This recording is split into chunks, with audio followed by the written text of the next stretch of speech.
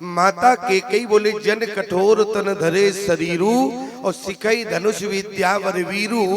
माता केकई इतनी कठोर बनी कि 14 वर्ष के लिए माता केकई ने राम को वनवास भेज दिया। लेकिन जरा विचार करना, माता केकई के जो 14 वर्ष रहे प्यारे, वो बहुत महत्वपूर्ण रहे। यदि माँ केकई नहीं होती, अभी आपने श्रवण किया, माँ केकई यदि ना होती तो ईमानदारी से बताओ बाल कांड के बाद अयोध्या कांड होता। यदि केकई रही तो रामचरितमानस में प्यारे 5 कांडों का निर्माण हो गया। कौन? अयोध्या कांड, अरण्य कांड, किष्किंधा कांड, सुंदर कांड और लंका कांड। माँ कौशल्या ने राम को जन्म दिया है, लेकिन प्यारे हमारी माता केकई ने राम जी को भले ही जन्म न दिया हो, लेकिन रामचरित्र को जन्म दिया है। इसलिए माता केकई समाज में वंदनीय है। राम जी ने चित्रकूट की धरती पर क्या कहा? बोले दोष दे जननी जड़ते ही और जिनी गुरु साधु सभा नहीं से। क्यों? क्योंकि प्यारे साधु जो होता है वो जीवन में दोष नहीं देखता। क्या देखता है? गुण देखता है। तो माता केकई के अंदर गुण क्या देखा? बोले काई कुमति अरे केकई केरी और परी जासु फल विपत्ति घनेरी। माता केकई को काई कहा गया। क्यों? क्योंकि काई में विशेषता होती है। विशेषता क्या? काई जिस तालाब के जल पर पड़ी होती है, उस तालाब के जल को निर्मल बना देती है। इस तरह माता केकई ने कहा कि राम जी से, मैं तुम्हारे चरित्र के ऊपर काई की तरह छा जाऊंगी, लेकिन तुम्हारे चरित्र को निर्मल बना दूंगी। आज माता केकई को अपयश लग गया, लेकिन रामचरित्र को निर्मल बना दिया। प्यारे, हर व्यक्ति रामचरितमानस को सुनना चाहता है, रामचरितमानस की गूढ़ता को पाना चाहता है। आज लेकिन केकई को अपयश मिल गया।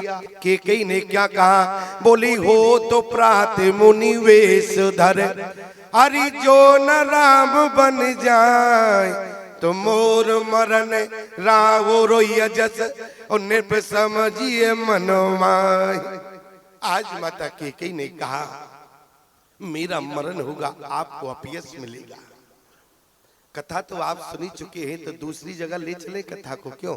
इतनी देर तो श्रवण कर ही रहे हो केकई का। इतना हमने बोला कहीं मिलान तो नहीं हुआ बहन जी से हमारी कथा का? क्यों? बहन जी से मिलान तो नहीं हुआ? तो जरा विचार करना।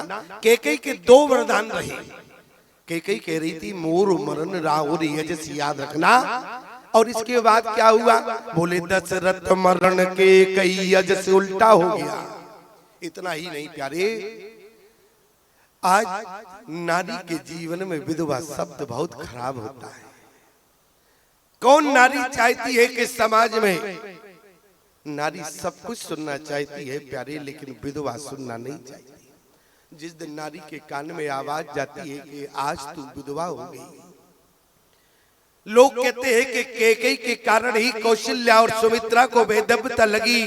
लेकिन जरा विचार करना, केकई के 2 वरदान रहे। बोले कौन?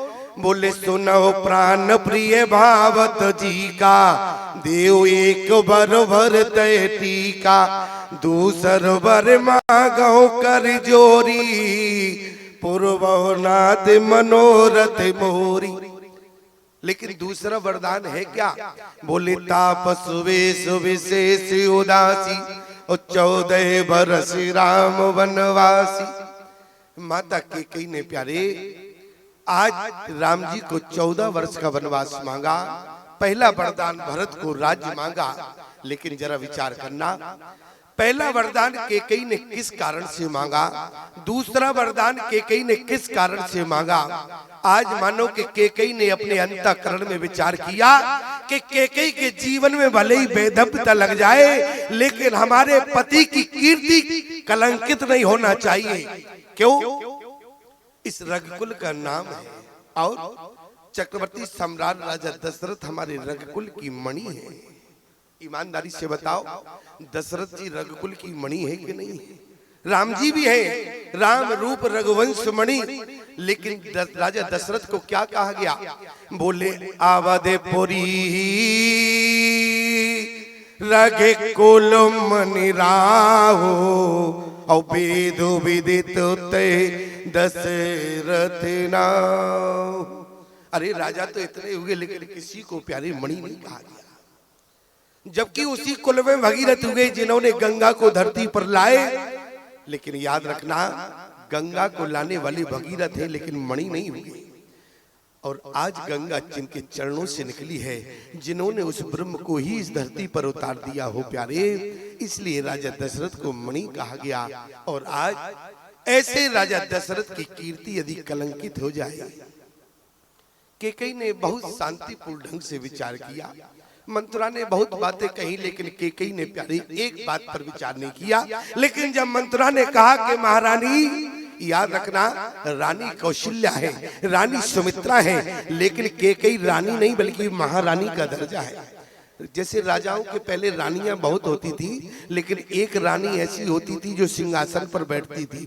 तो वो रानी कौन है? वो महारानी केकई है, जो राजा दशरथ के साथ सिंहासन पर विराजमान होती थी। वो महारानी केकई को दर्जा प्राप्त था। और आज जब मंत्रा ने कहा कि जरा विचार करो, आज तुम्हारे पिता को क्या वचन दिया तुम्हारे पति ने?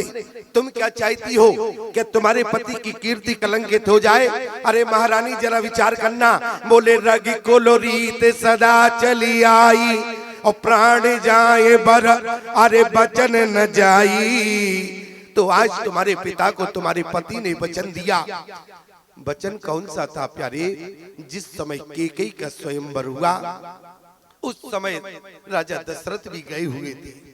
और स्वयंवर के पहले, क्योंकि राजा दशरथ को शिकार करने का बहुत शौक है, आपने कई बार सुना होगा। राजा दशरथ शिकार करने के लिए गए, और शिकार जहां कर रहे थे, एक बाण छोड़ा हिरण के ऊपर। हिरण और हिरनी बैठे हुए थे।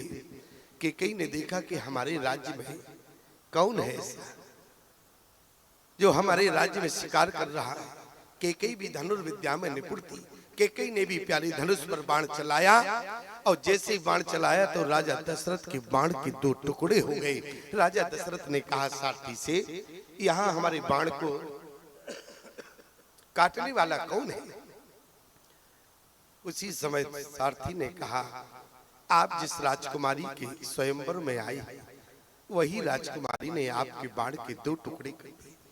राजा दशरथ केकई के पिता के पास उसी रात को पहुंचे, निवेदन करने लगे, आपकी राजकुमारी से मैं विवाह करना चाहता हूँ।